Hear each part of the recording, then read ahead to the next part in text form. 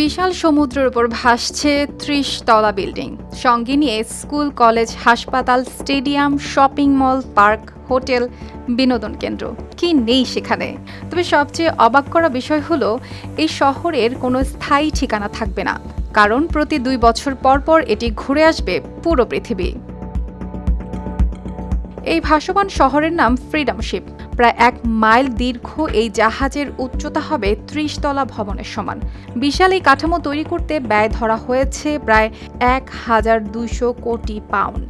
Freedom শিপে স্থায়ীভাবে বসবাস করতে পারবেন ৫০,০০০ মানুষ।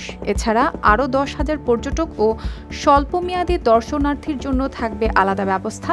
পুরো শহরের সেবা নিশ্চিত করতে কাজ করবেন প্রায় ২০,০০০ কর্মী, অর্থাৎ সব মিলিয়ে ৮০,০০০ মানুষের পদচারণায় মুখর থাকবে ভাসমান এই নগরী।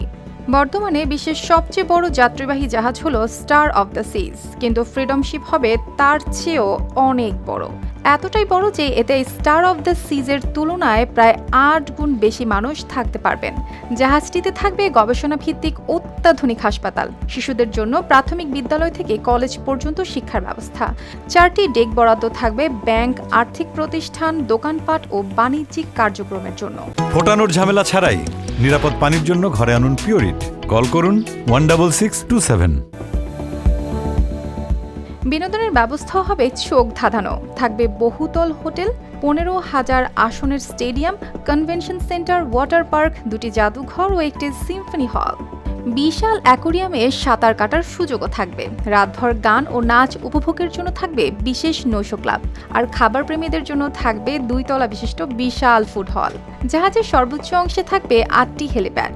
এক জায়গা থেকে আরেক জায়গায় যাওয়ার জন্য থাকবে ট্রাম ব্যবস্থা।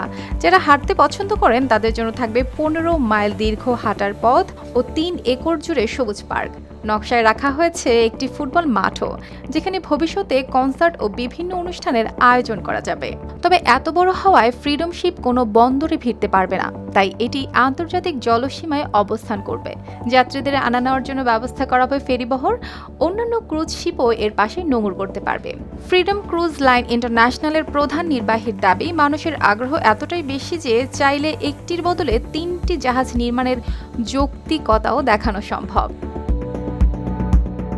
অর্থায়নের ব্যবস্থা হয়ে গেলে ইন্দোনেশিয়ায় শুরু হবে নির্মাণ কাজ। বিভিন্ন অংশ আলাদাভাবে তৈরি করে পরে সমুদ্রে জোড়া লাগানো হবে। পুরো কাজ শেষ হতে সময় লাগতে পারে ৩ থেকে ৪ বছর।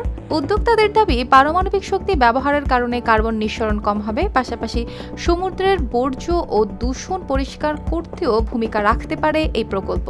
এই স্বপ্ন যদি সত্যি হয়, তাহলে হয়তো একদিন মানুষের ঠিকানা শুধু কোনো দেশ বা শহর হবে না, নীল সমুদ্রের বুকেই ভেসে বেড়াবে পৃথিবীর সবচেয়ে বড় শহর, আর সেই শহরের নাম হবে ফ্রিডম শিপ। অর্পিতা জাহান, RTV।